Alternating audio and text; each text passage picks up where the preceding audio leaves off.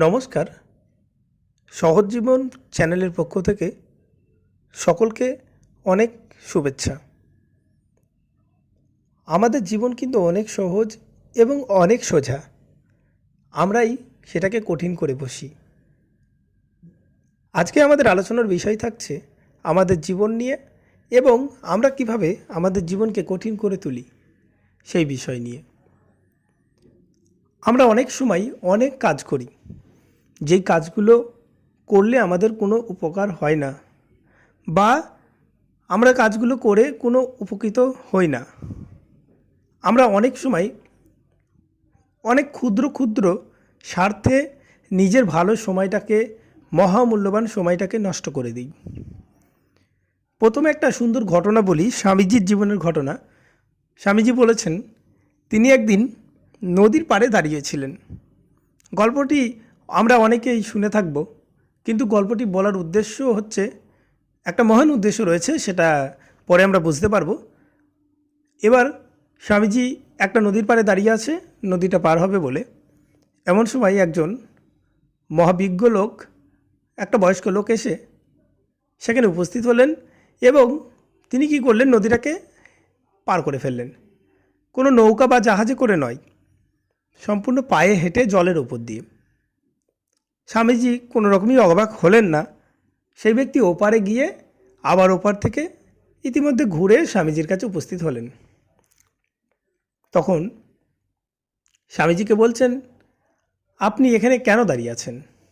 স্বামীজি তখন বলছে, আমি এখানে দাঁড়িয়ে আছি নদী পার হব বলে, তা নৌকার জন্য অপেক্ষা করছি।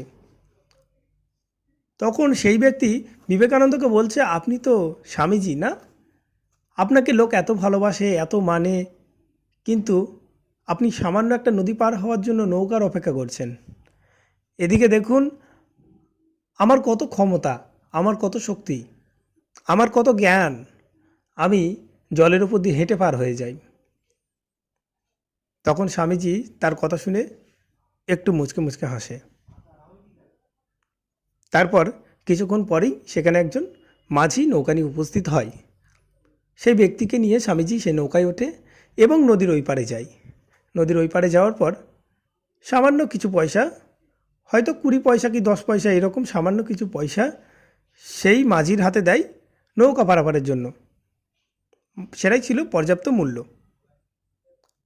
এবার ওই ব্যক্তিকে তখন স্বামীজি বলে, আপনি এই যে নদী পারাপার করা শিখেছেন জলের উপর দিয়ে, এটা আপনার কতদিন লেগেছে?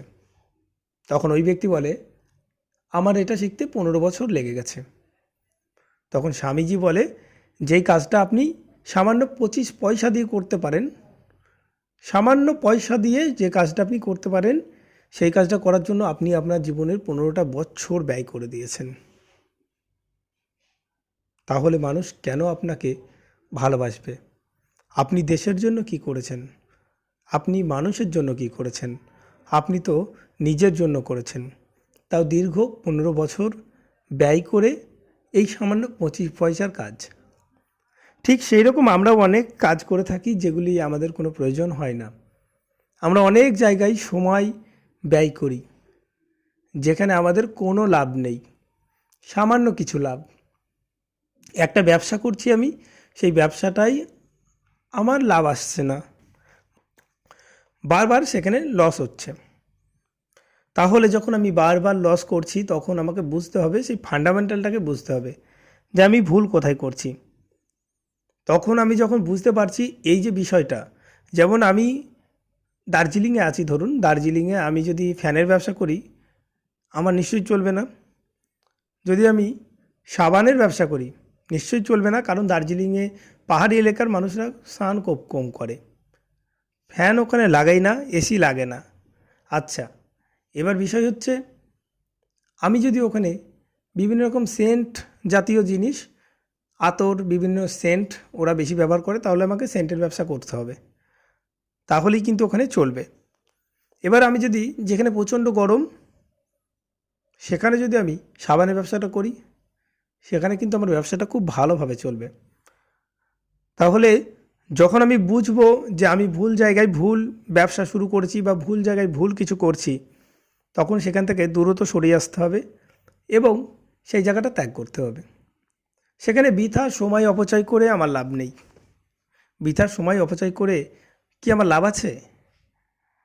আমি ধরুন কোনো একটা বিষয় নিয়ে পড়াশোনা করছি, যেই বিষয়ে আমার কোনো লক্ষ্যই নেই, আমি সেখানে কিছু করতেই চাই না, তাহলে সেখানে সময় অপচয় করে আমার কোনো লাভ নেই। কিন্তু আমরা এইরকমই ভুল করে থাকি। দেখবেন, নিজের জীবন দিয়ে বিচার করুন, কাউকে দিয়ে বিচার করতে হবে না। আপনি নিজের জীবন দিয়ে, নিজের মানসিকতা দিয়ে, নিজের অতীতটাকে দিয়ে যখন বিচার করবেন, দেখবেন অনেক কাজ আমরা এরকম করেছি যেই কাজগুলো করে আমাদের কোনো লাভ হয়নি, এবং সেই কাজগুলো আমরা বারবার এখনও করে চলেছি। সেই কাজগুলোকে আমরা যেন ভুলতেই পারি না। এই কাজগুলোকে আমাকে ভুলতে হবে। সকাল থেকে সন্ধ্যা পর্যন্ত, ঘুমানোর আগে পর্যন্ত এবং ঘুম থেকে ওঠা পর্যন্ত, আমি যে সকালবেলা ঘুম থেকে উঠছি এবং রাত্রিরে যখন ঘুমাতে যাচ্ছি, এই যে সময়টা, এই সময়টা কিন্তু আমি যদি মনে করি যে আজকের দিনটা আমি হেলাফেলা করে কাটিয়ে দিলাম, কালকের দিনে আমি কাজ করব না, এটা কখনোই সম্ভব নয়। আমরা যখন একটা একটা ঘন্টা, একটা একটা সেকেন্ড জুড়ে যেমন এক একটা মিনিট হয়, মিনিট জুড়ে ঘন্টা, ঘন্টা জুড়ে একটা দিন, দিন জুড়ে মাস, মাস জুড়ে বছর, এইরকম করে আমরা যখন একটা দিনকে নষ্ট করতে পারবো, তখন আমরা ওই রকমভাবে একটা মাস, বছর, জীবনটাকেও নষ্ট করে ফেলব। তাই আমাদের একটা দিনকেও নষ্ট করতে দেওয়া যাবে না।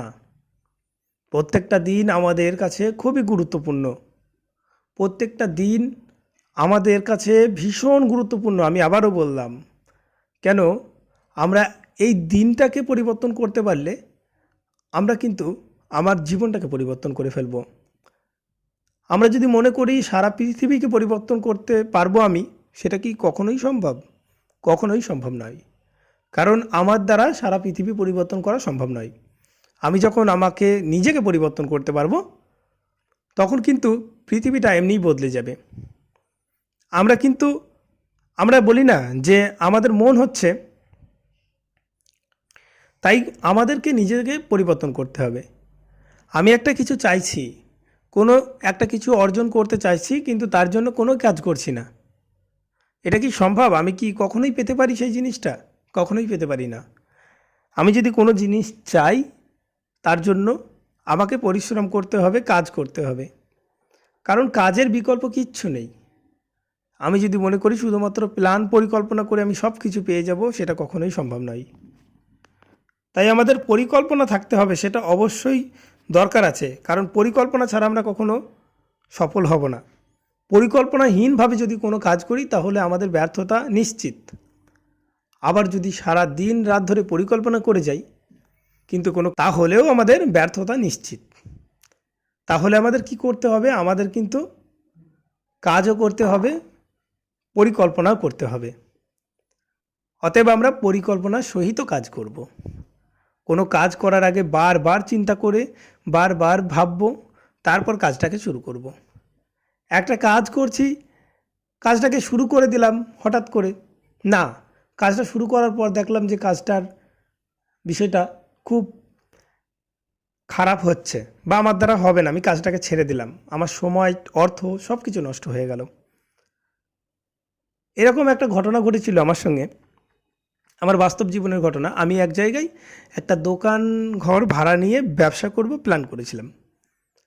তা আমি দেখলাম, জায়গাটা যখন ঘুরলাম, শহর এলাকা, জায়গাটা যখন ঘুরলাম ভালো করে, দেখলাম ভীষণ ব্যবসার এখানে ফান্ডামেন্টাল যে ব্যবসাটা করতে পারলে মোটামুটি, একটা রেস্টুরেন্ট করব প্ল্যান করেছিলাম, রেস্টুরেন্টটা করলে মোটামুটি ভালোই চলবে, প্রচুর টাকা আমি আয় করতে পারবো এখান থেকে। তারপরে আমি কিন্তু হট করে শুরু করে দিলাম না। আমি যারা রেস্টুরেন্ট এখানে করেছে তাদেরকে জিজ্ঞাসা করতে লাগলাম, আরও 5টা মানুষকে জিজ্ঞাসা করতে লাগলাম। যখন আমি 2 মাস থেকে সেই জিনিসটাকে ভালো করে ভেরি করে দেখলাম, তখন দেখলাম এখানে অনেক সমস্যা আছে ব্যবসা করার জন্য, বিশেষ করে আমার মতো মানুষের জন্য। এখানে আমি ব্যবসা করে আমি টাকা বাড়ি নিয়ে যেতে পারবো না। এরকম অনেকেই করেছে যারা শেষ হয়ে গেছে, আর যারা করছে তাদের অনেক ব্যাপার আছে, আর অর্থ প্রচুর আছে। আমি যেই অর্থ নিয়ে ব্যবসা শুরু করব ভেবেছিলাম, সেই অর্থে এখানে কিছুই হবে না। অতএব আমাদের এই যে ভাবনা চিন্তাটা, এই যে সময়টা, এতটুকু সময় নিতে হবে। হুট করে সিদ্ধান্ত নিয়ে হুট করে আবেগের বশে কাজ শুরু করে দিলাম। আবেগের বশে কাজ শুরু করে 99% কাজ আমাদের ভুল হয়, আমাদের ক্ষতি হয়। তাই আমরা সময় নিয়ে আস্তে আস্তে ভাবনা চিন্তা করে, যাদের এই সম্পর্কে জ্ঞান আছে সেই মানুষগুলোকে জিজ্ঞাসা করে, ভালো করে অ্যানালাইসিস করে তারপরে আমরা কোনো কাজকে শুরু করব। তাহলেই কিন্তু আমরা সফল হতে পারবো।